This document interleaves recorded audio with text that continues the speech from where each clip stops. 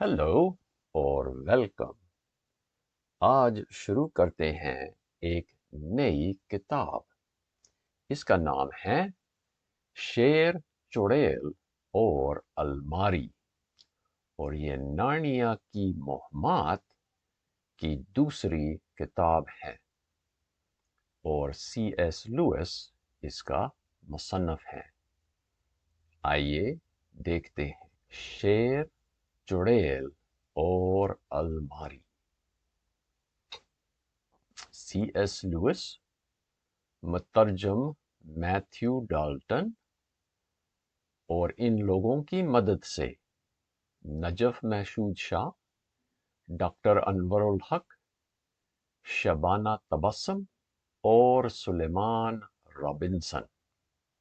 और C.S. Louis ने ये किताब लूसी बारफील्ड के लिए लिखी, जिसको उसने लिखा मेरी प्यारी लूसी। ये कहानी खास तौर पर तुम्हारे लिए लिखी गई, लेकिन उसे शुरू करते वक्त मुझे अंदाजा नहीं था कि लड़कियां किसी किताब के मुकाबले में इतनी तेजी से बड़ी हो सकती हैं। नतीजा ये हुआ कि जितनी देर में ये कहानी किताब की शक्ल में तैयार हुई, उतनी देर में तुम ऐसी परियों वाली कहानियों के लिए बहुत बड़ी हो चुकी थीं। पर एक दिन ऐसा जरूर आएगा जब तुम फिर से ऐसी कहानियां पढ़ना चाहोगी।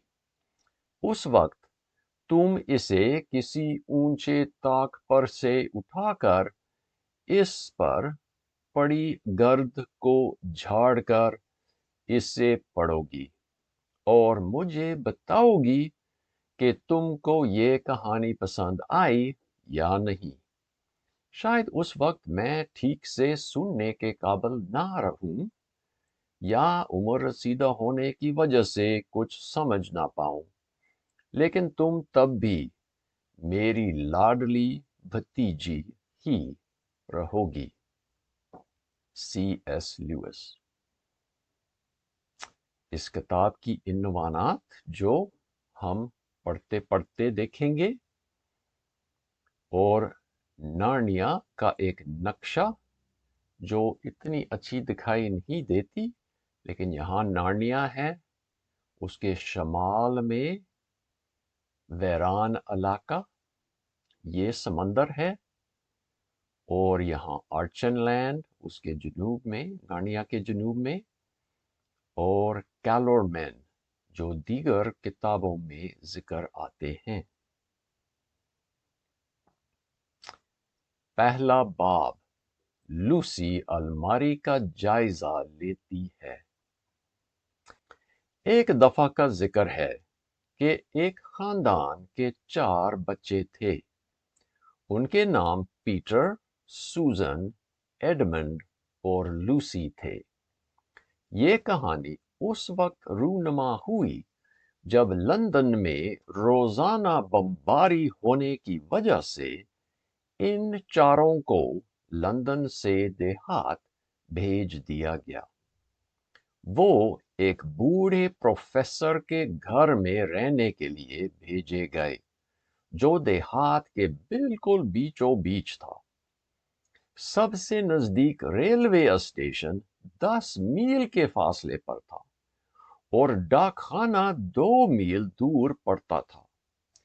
उस बूढ़े की बीवी नहीं थी, और उसका घर बहुत बड़ा था। वहां एक बूढ़ी नौकरानी थी जिसका नाम मिसेस मक्रीडी था, और 3 और नौकर थे। उनके नाम आइवी, मार्गरेट और बेटी थे, मगर उनका इस कहानी में कोई खास किरदार नहीं है। प्रोफेसर साहब बहुत ज्यादा बूढ़े थे, और उनके सर पर बहुत ज्यादा बाल थे। जितने सर पर थे, उतने ही चेहरे पर। बच्चों ने एकदम उस बूढ़े को पसंद किया, लेकिन पहली मुलाकात में तो वो उनको इतना अजीब लगा कि लूसी, जो सबसे छोटी थी, ڈر گئی اور ایڈمنڈ جو لوسی سے عمر میں تھوڑا بڑا تھا کو اتنی ہنسی آئی کہ اس نے اپنا منہ رومال میں چھپا لیا تاکہ ایسا لگے کہ اسے ناک صاف کرنا ہے۔ جیسے ہی بچوں نے پروفیسر کو شب بخیر کہا اور سیڑھیاں چڑھ کر اپنے کمروں کی طرف جانے لگے تو لڑکے ماحول اور حالات پر بات چیت کرنے کے لیے لڑکیوں کے کمرے میں چلے گئے۔ ہم سچ مچ خوش قسمت رہے، پیٹر نے کہا، یہ زبردست جگہ ہے اور مجھے یقین ہے کہ پروفیسر صاحب ہمیں بالکل تنگ نہیں کریں گے۔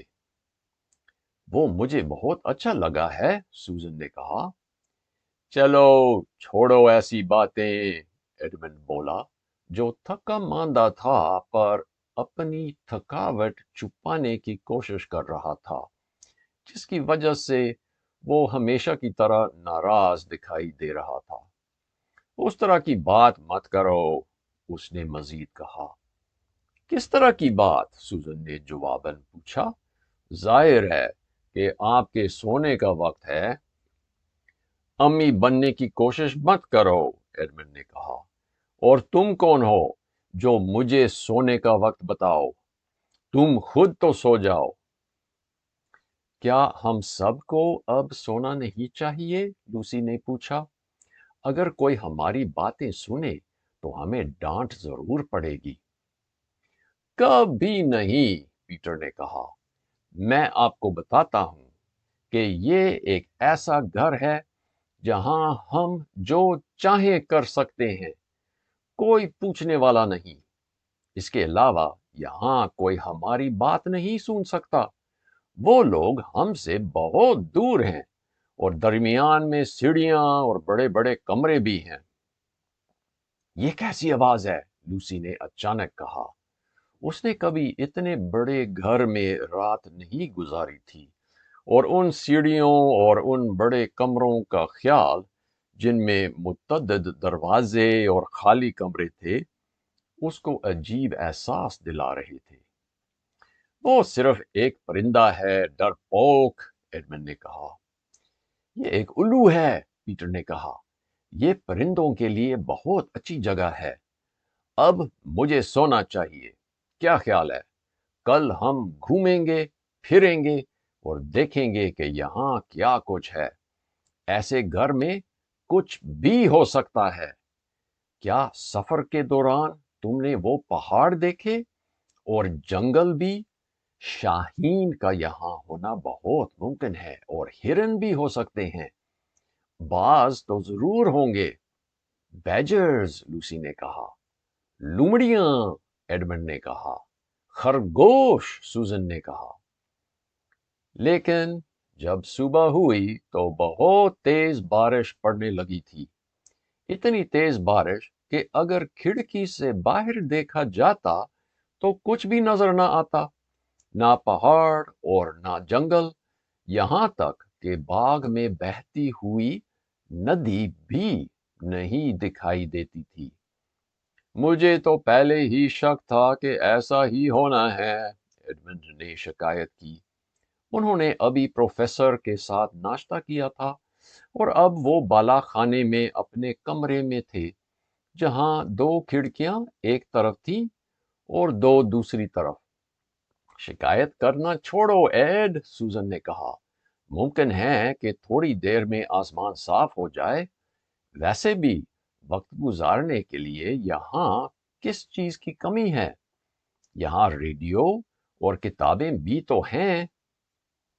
میرے لیے نہیں، پیٹر نے کہا۔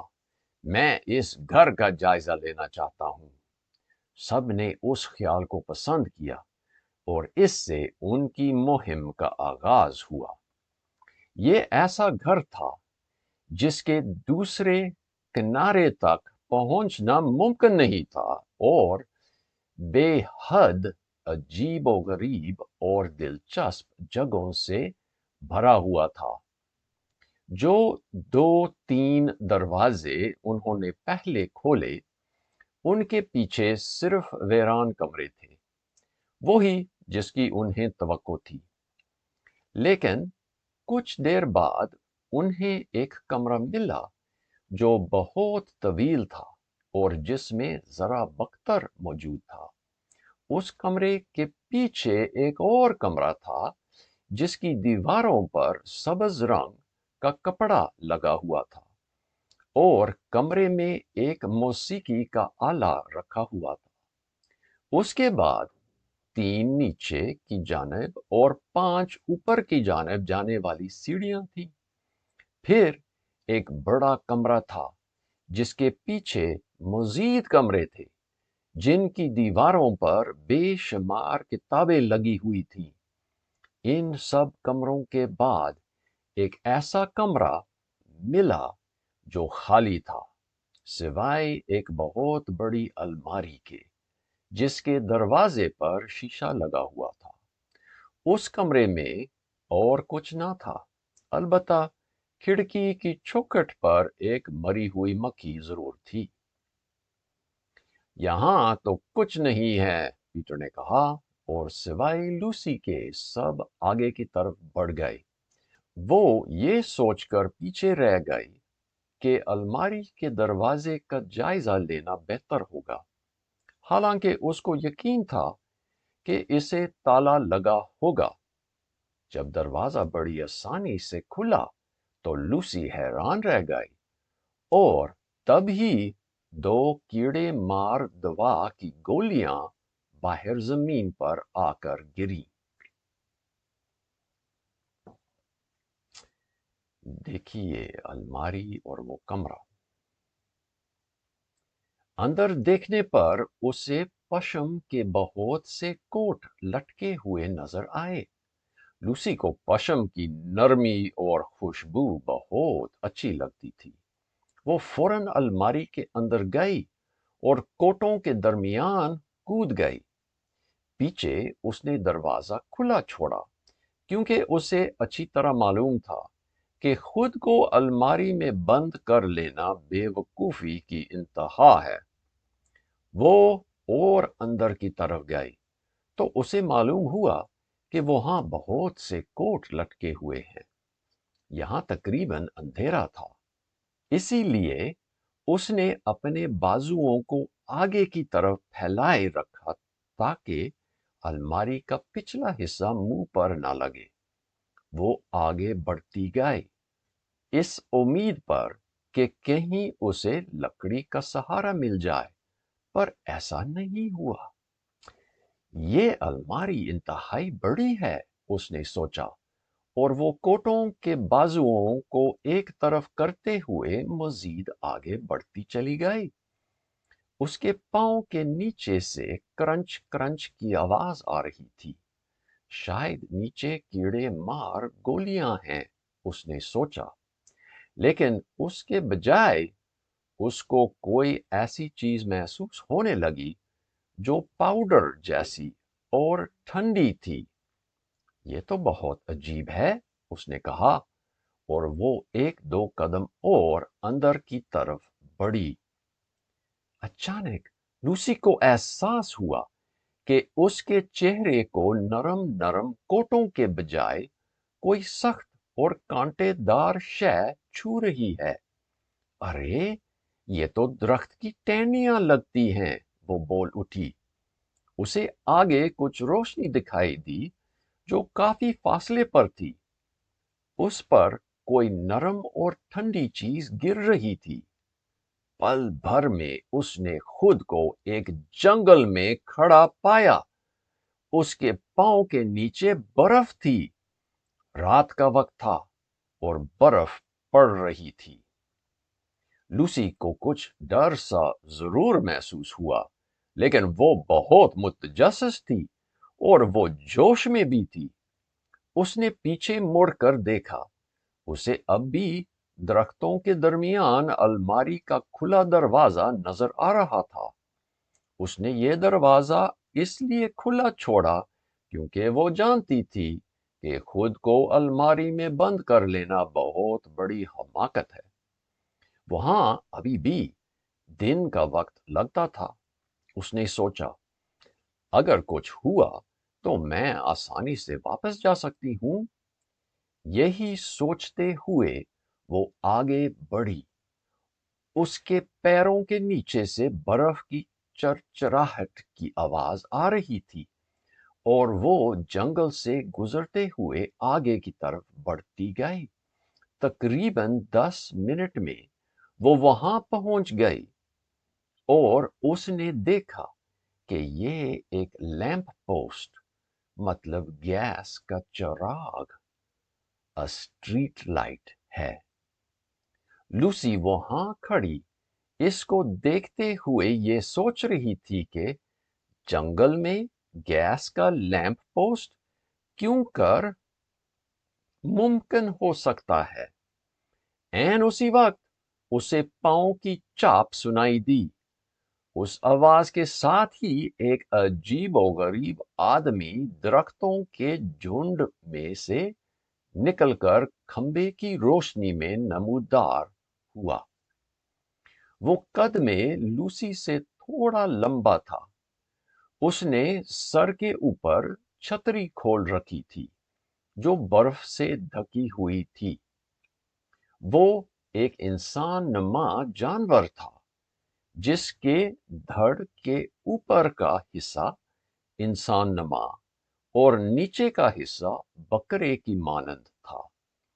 उसकी टांगों पर चमकीले और स्याह काले बाल थे और पांव की जगह बकरी के खुर थे। उसकी एक दुम भी थी, लेकिन लूसी उसे देख नहीं पाई क्योंकि उसने अपनी दुम को बाजू के ऊपर डाल रखा था ताकि वो उसे जमीन पर घसीटने से बचाया जा सके। उसके गले में लाल रंग का ऊनी गलूबंद और उसकी जिल्द भी लाल सी थी। उसका चेहरा कुछ अजीब होने के बावजूद अच्छा भी लग रहा था। उसके बाल घुंघरियाले थे और उसके चेहरे पर छोटी सी नोकीली दाढ़ी थी। उसके माथे पर बालों में से निकलते हुए 2 सींग दिखाई दे रहे थे। जैसे मैंने पहले जिक्र किया कि उसके एक हाथ में छतरी थी और दूसरे हाथ में वो चंद पार्सल थामे हुए थे। चारों तरफ बर्फ और हाथ में पार्सल। ये एक ऐसा नजारा पेश कर रहा था जैसे वो क्रिसमस की खरीदारी करके लौटा हो। वो एक फान था। लूसी को देखते ही उसे एक झटका सा लगा और तमाम पार्सल उसके हाथ से गिर गए। हाय माई, उस फान ने डरते हुए कहा।